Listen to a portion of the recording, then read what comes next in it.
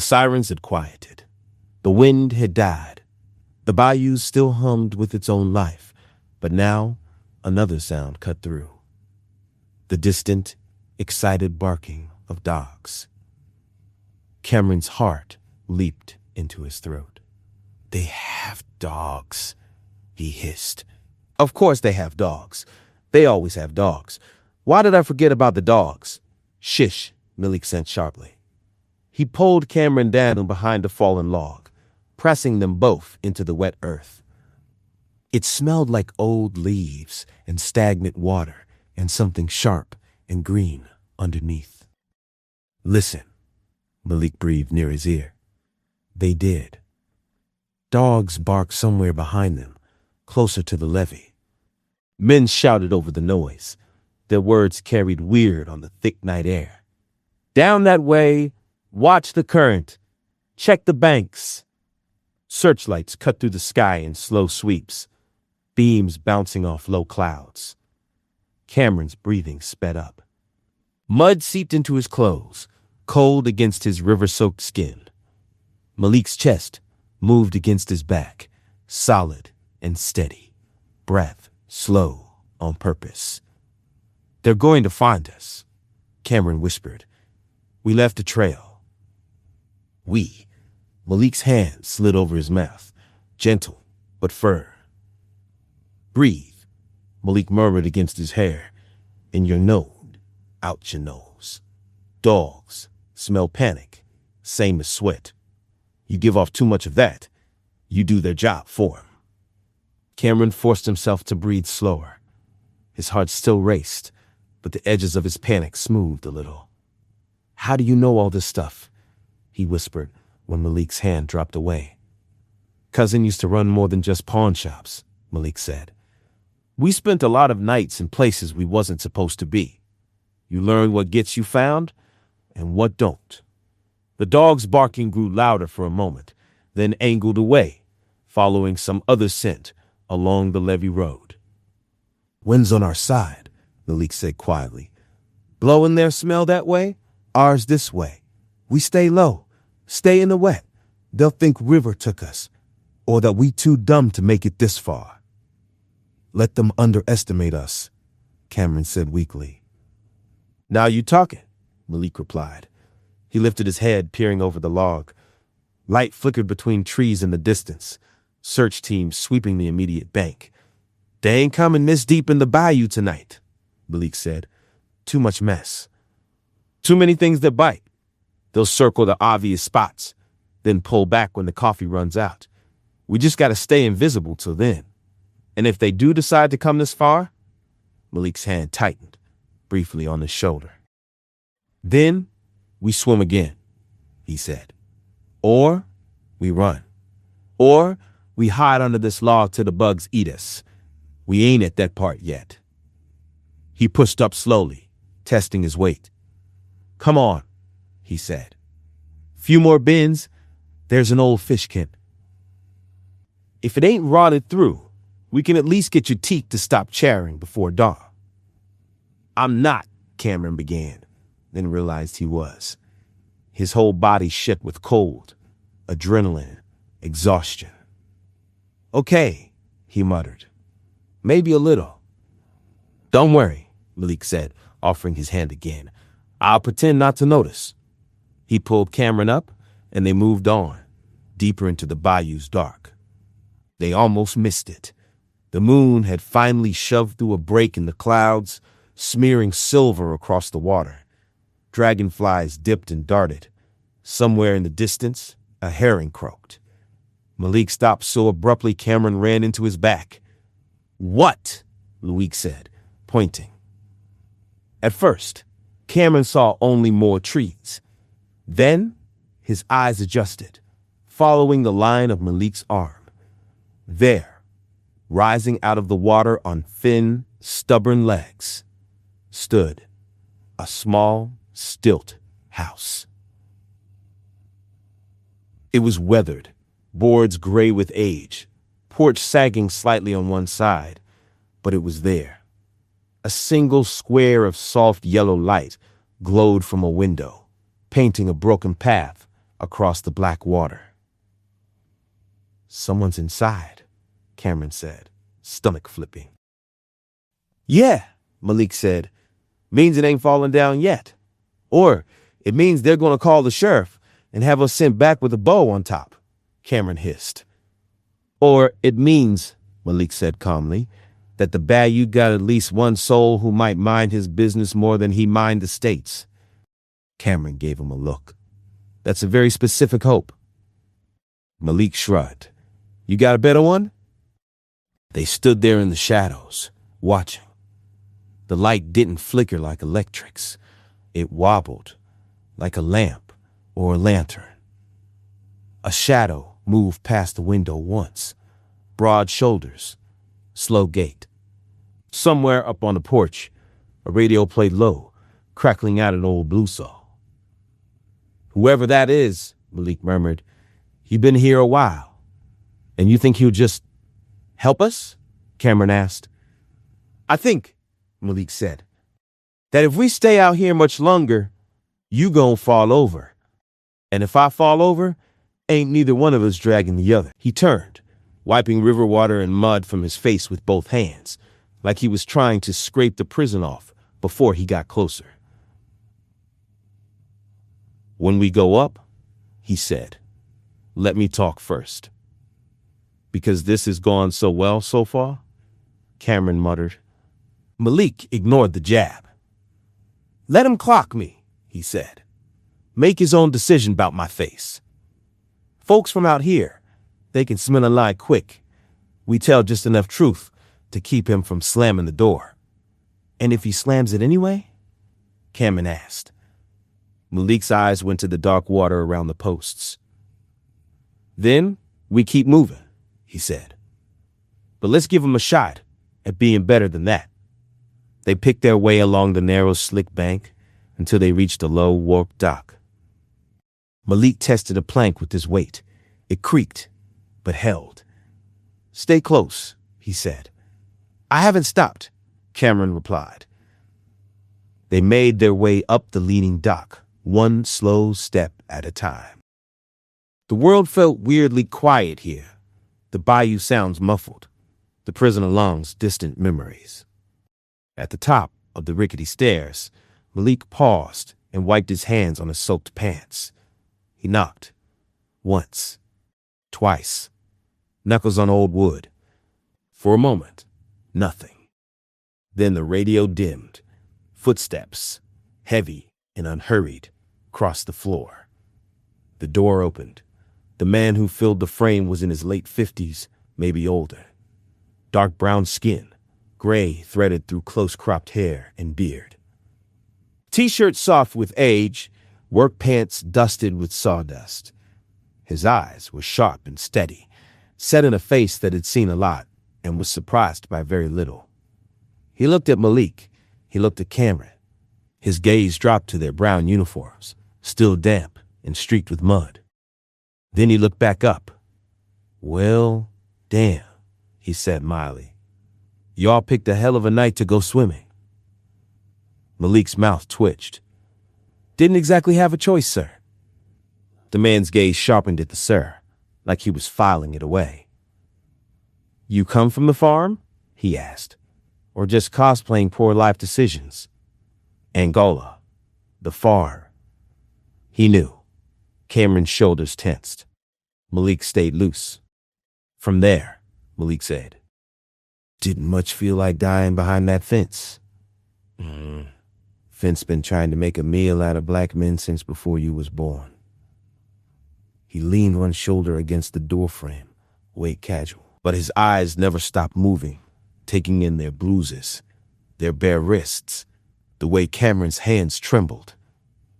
"You armed?" he asked. Cameron shook his head quickly. Malik answered out loud. "No, sir," he said. "Just wet." "That part obvious," the man said. "Turn around. Let me see your backs." They did. He looked for a long moment at the shirts clinging to their shoulders, the faint, healing marks of old lash-like scrapes from work detail, the outline of their ribs. "Any dogs see you come over?" he asked. Maybe, Malik said. But they were more interested in the levee. We came through a ditch. Water took us on the line. And you ain't drowned, the man said. Must have meant to live then. He was quiet for a second. Cameron's heart thudded so hard he could feel it in his throat. Every second that door stayed open felt like a coin in the air. Help or betrayal, freedom or a cage. My grandma would haunt me if I let two half-dead boys sleep in the mud under my nose. He stepped back, opening the door wider. Get in here, he said. Quick, don't drip on my radio. It's the only good thing I own. Cameron blinked. You're helping us. The man snorted. Boy, if I was going to turn you in, I'd have done it already instead of standing here listening to dogs bark while you shiver. He jerked his chin toward the bayou. You swim off my dock without asking? We got a problem, he said. You knock on my door polite and call me sir? You get a towel first, and questions later. Malik's shoulders dropped a fraction. Some of the fight easy. Thank you, he said. Don't thank me yet, the man replied. You still might hate my rules. He waved them inside. The still house was small but solid. Wood plank floors. A little kitchen tucked in one corner, a pot still steaming on the stove. A table scarred with years of use. A narrow bed against one wall, an old couch against the other. The lamplight turned everything golden, softening the rough edges. It smelled like rice and beans and fish and something herbal. Bay leaf, thyme, real food, home food. Cameron's stomach growled loud enough to make all three of them pause. The man raised an eyebrow. Been a minute since y'all had more than mystery meat, huh? He said. Cameron's cheeks flushed. Malik gave a half smile. You have no idea, Malik said. The man moved toward a trunk near the bed, flipping the lid open. He pulled out a bundle of clothes, soft t-shirts, worn shorts, a pair of sweatpants, and tossed them in their direction. Bathroom's through that door, he said. Wash up in the sink, use the towel, put 'em on. You bleed on my couch, you scrub it. Malik caught the clothes, nodding. Yes, sir. Go on, he said. You drip faster than my roof. They washed in shifts, Malik going first. When Cameron stepped into the little bathroom after him, he found the cracked mirror fogged with steam and the basin tinged brown from river water. He scrubbed mud and algae and fear from his skin until it stung. When he pulled on the borrowed clothes, they hung soft and loose, smelling faintly of detergent and wood smoke. When he stepped back into the main room, Malik was sitting on the couch, hair damp, clean shirt stretching across his chest. The color gray made his skin look warm, real, human, not just inmate. Cameron's breath caught for a second, that simple change hitting harder than he expected. Malik looked up and smirked. Look at you, he said. About to start a whole new life as a Bayou fashion model. Cameron let out a shaky laugh. You don't look like yourself without brown. Good, Malik said. That color and me broke up. The older man poured food into bowls and set them on the table. Eat, he said. Talk after. They did. Cameron's hand shook with the first few bites. The food was hot and salty and so full of flavor, he almost cried. The way rice soaked up the gravy, the tender fish, the beans cooked down until they were velvety. He hadn't realized how much he'd missed taste. Malik ate fast at first, like someone might snatch the bowl away, then slowed when he realized no one would. The man watched them, leaning against the counter, his own bowl in hand. You boys know they gonna paint you ugly on the news, he said casually. Already got the story half written, most likely. Violent offenders escape. Danger to the community. Something like that. We're not violent, Cameron said quickly. The man said, spoon pausing halfway to his mouth. You running from a max security plantation. State might disagree. He looked between them, gaze steady. You do it? He asked. What they said? Cameron's jaw clenched. No, he said. I didn't. The man's eyes went to Malik. And you? Malik took a slow breath. My cousin had the gun, he said. I had the wheel. Didn't pull the trigger, but I was there. That's on me. The man studied him for a long moment. Appreciate the honesty, he said. World got enough liars. He set his bowl down, wiped his mouth with the back of his hand. Here's how this works, he said. You can sleep here tonight. I got an extra pallet. Towels, a couple more shirts. In the morning, I give you a bag with what I can spare. Some food, maybe a hat or two, so you don't stick out so bad. He nodded toward the window, where the bayou lapped at the stilts. After that, he went on, you ghosts, you ain't never been here. You don't use my name for nothing. You don't come back banging on my door if something go wrong. You understand? Cameron swallowed. Yes, sir. Why? Malik asked quietly. Why help at all? The man's gaze drifted to a faded photo taped near the radio. Two younger men standing on a boat, holding up a string of fish, grinning wide. One of them looked like a younger version of him. The other one looked similar but different. You ever meet a man named Clay Etienne in there? He asked.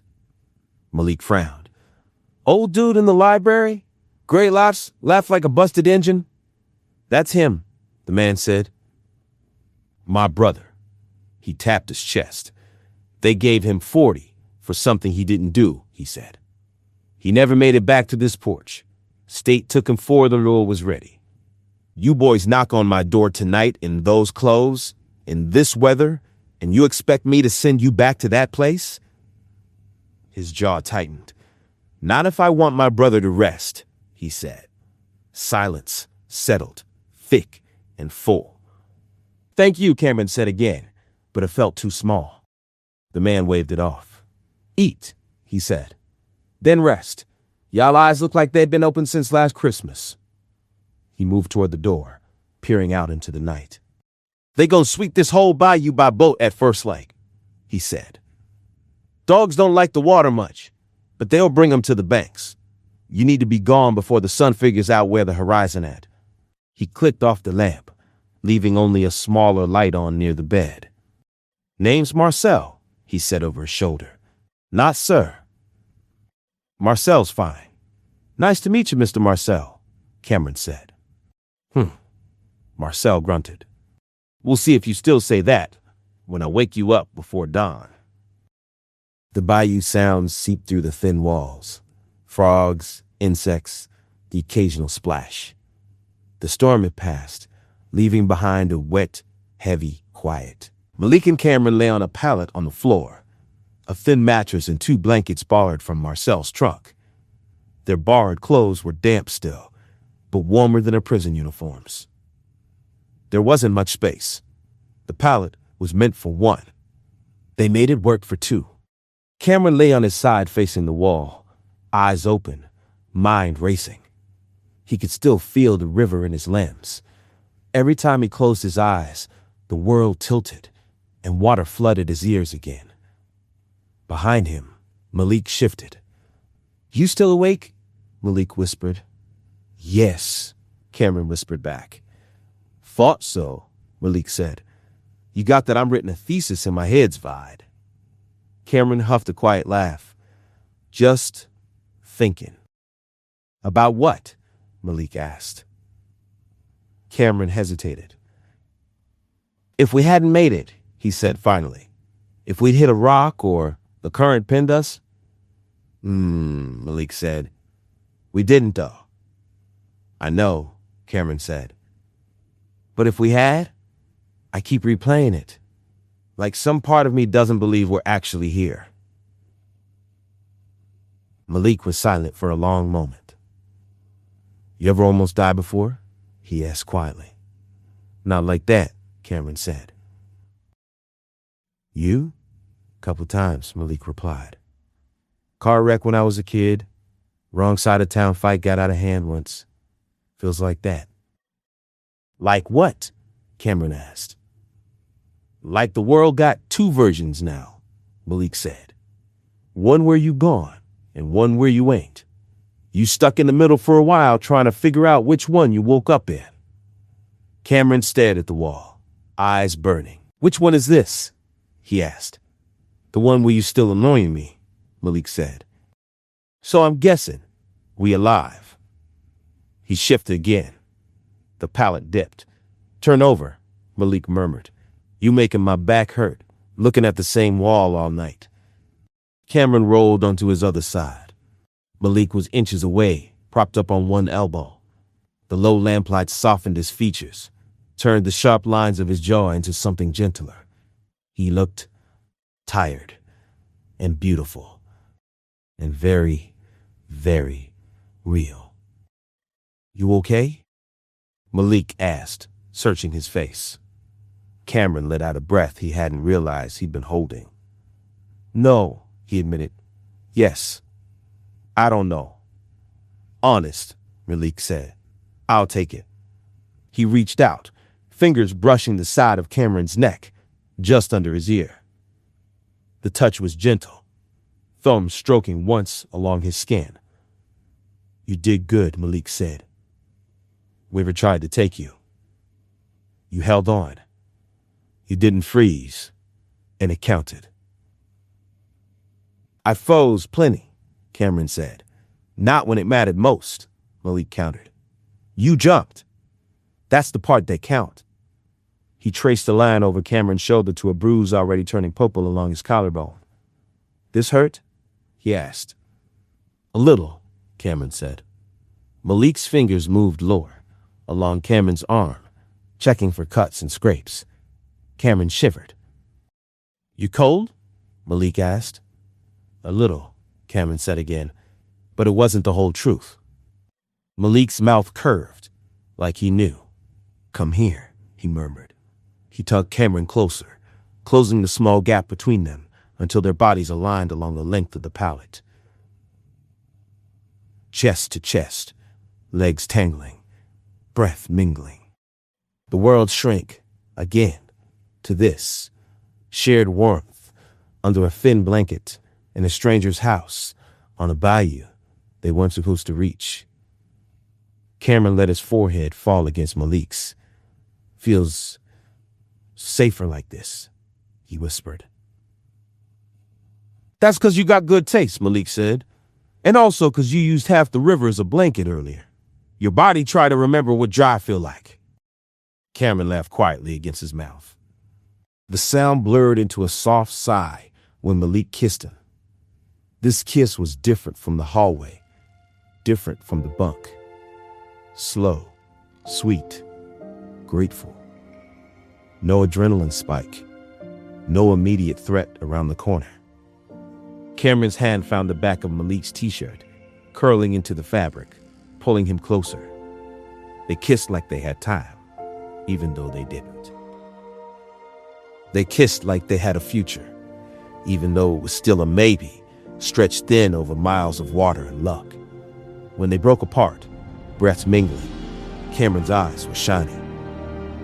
What? Malik said, softly. Nothing, Cameron said. Everything. That your fancy way of saying I'm scared? Malik guessed. Terrified, Cameron admitted. But also happy.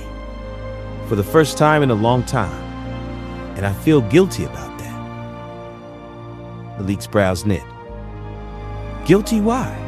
Because Herb isn't medical, Cameron said. Because Marcel's risking something by helping us. Because my parents are probably getting a call right now that I escaped, and they're going to think I've ruined my life beyond repair. He swallowed. And I'm lying here, he whispered, in a dry bed, in clean clothes, with you. Feeling like maybe, just maybe, I made one right decision.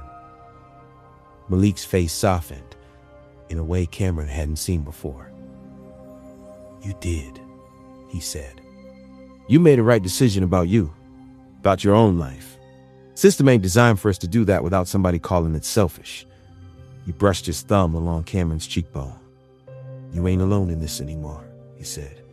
"That's the only part you gotta feel guilty about if you mess it up. Not the escape, not the run. Just us. If you crush my little heart, then we got a problem." Cameron choked out a laugh. "You don't have a little anything." Malik grinned. "You right about that." They kissed again, brief and warm. Outside, something splashed in the bayou. A dog barked once, far away, then went quiet. Inside, under a faded blanket on a thin pallet, two fugitives who weren't supposed to be alive held onto each other like a raft. "Sleep," Malik murmured against his temple. "We gotta move before the sun does. Gotta need all our strength." "You'll still be here when I wake up?" Cameron asked, surprising himself with the question. Malik's arm tightened around his waist. "Ain't jumped in no river without you yet," he said. "Ain't starting tonight."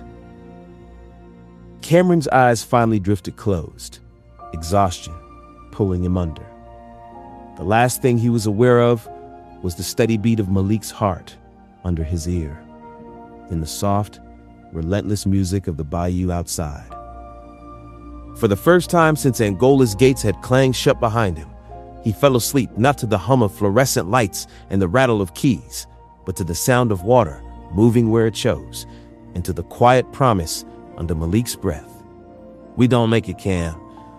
One way or another, we gon' make it."